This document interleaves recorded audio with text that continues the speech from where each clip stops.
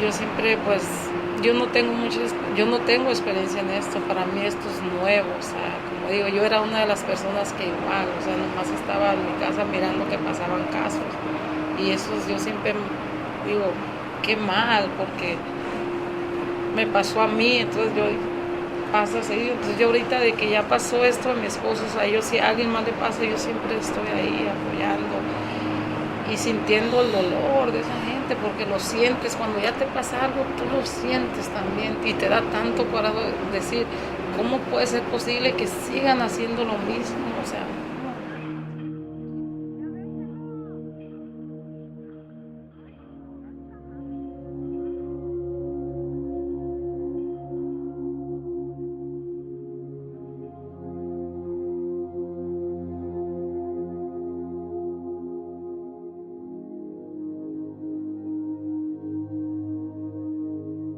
porque a mí me dijo la muchacha, la que grabó el video, me dijo, María, tu esposo no estaba haciendo nada. Tu esposo no estaba haciendo nada. No hizo nada. She said your husband wasn't doing anything. He didn't do nothing. He didn't deserve this.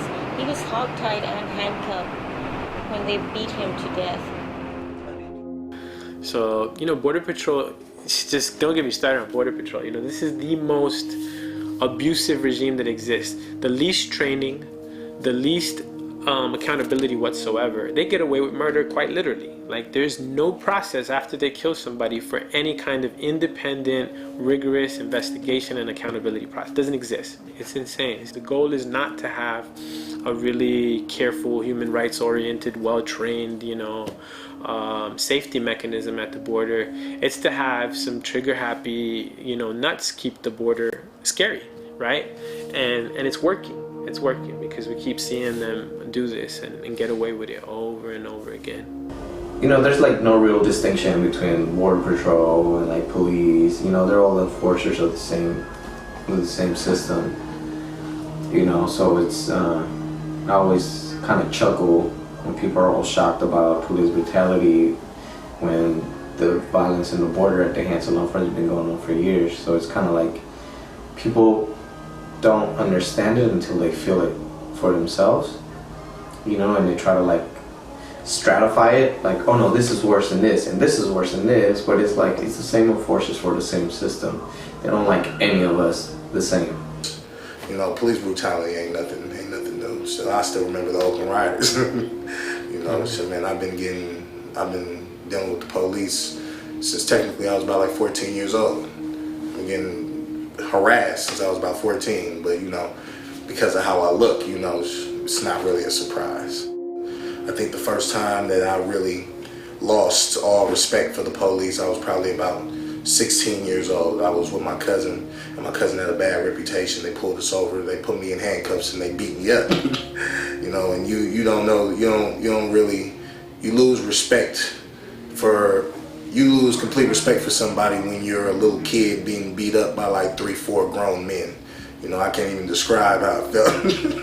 It made me feel some type of way, and for my whole life I've been getting harassed by the police. I've never in my life thought that the police was for us.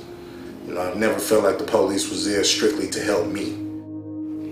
I don't remember exactly where it was in Hayward or I don't know where, but we were at this woman's house, so my dad would bring a ball or something so we can play in the parking lot because we weren't allowed. Well, we didn't want to bother my mom and her during her work stuff. So we would bring balls or just things to distract us. But these white kids were messing with us and they were throwing things at us. So I don't remember what it was. So my dad told them to leave us alone. And then they left and they were just being mean or whatever. I don't remember what, me and my sister. And then next thing you know, they're rounding up all of the men that were of color in that apartment complex, including my father. The cops came and they grabbed them and they have them all on the wall. We didn't know what was happening. We're like, what happened? And so those kids said that my dad pulled a gun or a knife on them. And yeah, it's crazy. So my dad's like, we didn't pull no knife on them. So they went through every one of them. It was like a group of, I don't know, like 10 guys or something that were on the wall. And so they picked my dad out, of course, because he's the one that told them something. And we had like a little bucket, like a little Toyota hatchback bucket. And they're like, yeah, it was you. And they asked him, do you have anything in the car? Do you have a knife or anything? And so he remembered that, you know, in order to cut the sandia, he had a knife. And it was like a kitchen knife. So he said, actually, yeah, I do have a kitchen knife in there because of X, Y, and Z. And they didn't believe him. Well, anyways, they found the knife. And I don't remember what happened after that. We were crying and we felt really bad. And then my dad like told us that it was our fault because we were messing with those kids and he had to say something. And then my mom came and it was like super embarrassing for her and all this stuff. But yeah, I remember that was a big thing. It was like being stereotyped, us being in the position of like feeling helpless and so scared. We didn't know what was gonna happen. Taking the black male out of the family is something that they've been doing for years. That was one of the best ways to keep us under control. You know, the best way to destroy the family is to take the male component completely out the family, whether it's demasculating him in front of his family, you know, or taking them away and killing them, or placing them in jail and keeping them away from the family. You know, and they've been doing that since slavery.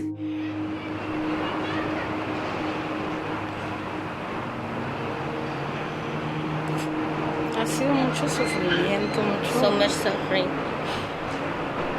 más con los niños, que More for her children. yo digo, ¿cuándo les voy a dar un papá? They keep asking when are they going to see their dad. Sin poder hacer mucho, porque yo los tuve en terapias y todo, pero She's like unable to do a whole lot because she's had him in therapy even since this has happened. pues, era su papá, entonces eso no lo puede curar ningún terapeuta. There's no real healing from somebody taking away your father. It's like, how can you heal from that, from having your father taken away? Just knowing that you're one interaction away from being in jail or being detained or being shipped off to some detention center or Guantanamo or whatever. You're just one interaction away from it. So it's like being a runaway slave or being constantly on parole. That's the only feeling I guess I can describe, you know? Like you just one interaction with law enforcement. Like, you know, that's all it takes. I think they create a big fear in our communities. Instead of being, you know, even from when we're little, it's like, oh, if you don't behave, la policía is gonna take you. Or is it whatever, ahí está la policía. Like, you know, you get that since you're little, so it's like we know it's a bad thing. And it's not a bad thing in like a safe kind of way, it's just like bad. Like they're gonna take you and you're like, it's a wrap for you. So I guess, yeah, I feel like they bring a huge like fear into our families, into our communities, and it's just toxic. It's like we've never seen where they have helped us till this day, at least personally. I think when people get things mistaken, they say upliftment in their community, as in especially people who are not from these areas, to, oh, I want to stop the violence. That's fine. Oh, I want to make it a better place to live. That's fine. But then the question is, who are you stopping the violence for? Who are you making this a better place to live for? Is it for the people who originally came in this community? Or is it people who want to live in this community who are not from this community?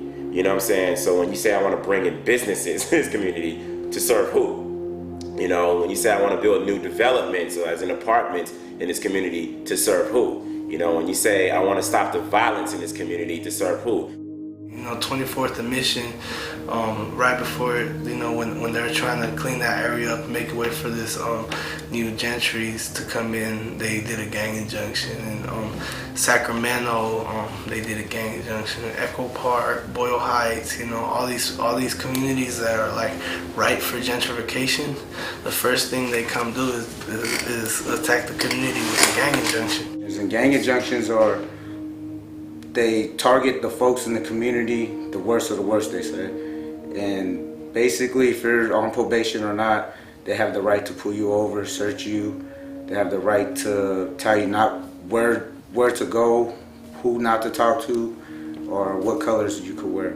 So I spent a whole day in San Francisco one time, and I came back to Oakland. Right when I hit Oakland on 27th Avenue, I seen a cop drive by and hit a U-turn, and I was just thinking back in my head, like, I still, I got nervous. I know I'm legit, but I hit 2 blocks, and then just a swarm of cars, like 7 cars, pulled up on me, put out a gun. I'm with my girlfriend, and they're telling me to get out. And so I'm getting out the car, and I'm like, is this all necessary? I'm by myself with my girlfriend.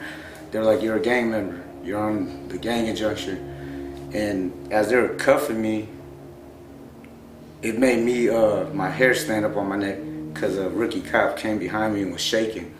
He was shaking. You could hear the cuffs shaking. I'm like, whoa. So my back, I froze. And I'm like, officer, why are you shaking? He said, because you're a gang member, you might shoot all of us right here. They target, most of the time there's these families that have been there for generations and generations, and usually a lot of times they have their own property, and it's basically just trying to destabilize that whole community and make way for the new wave of new folks with new money to come in. It seems like it's just a trap to bring you back into that system, because if you go out there and you talk to another person on a gang injunction, they could pull you over, give you a ticket. If they see it again, they could give you 6 months up in the county jail. And then you lose your house, you lose your car, you lose your job, and then that brings like a cycle of going back to your old ways. Because when folks tend to see your past, they don't want to hire you. Once you find a job that is either unaware or you're able to work around your immigration status, you're pretty much stuck there. Because there's no job security, because the minute you quit or try to find another job, even if you're qualified, even if you have the education and degrees, it's like you still gotta jump that hurdle of whether or not your status is gonna come into play. Prison system, that's the new slavery. Imperialism, neo-colonialism, that's the new slavery. When you look at pop culture is the new slavery, especially with the minds of young folks. The way I approach immigration is not a problem, it's a symptom of problems. And those problems are imperialism, those problems are capitalism, white supremacy, and the New World Order. Yo dije, esto no se tiene que quedar así. Voy a salir. This cannot stay this way. We have to have justice. Y ahorita lo que yo siempre, yo tengo mucho coraje. She's very angry. Very, very, very, very angry. Mucho coraje porque dejaron a mis hijos sin su padre. Because they left my kids without a father. Entonces, yo por ellos estoy aquí. I'm here for them. Y voy a seguir hasta que. And I'm going to continue until there's justice.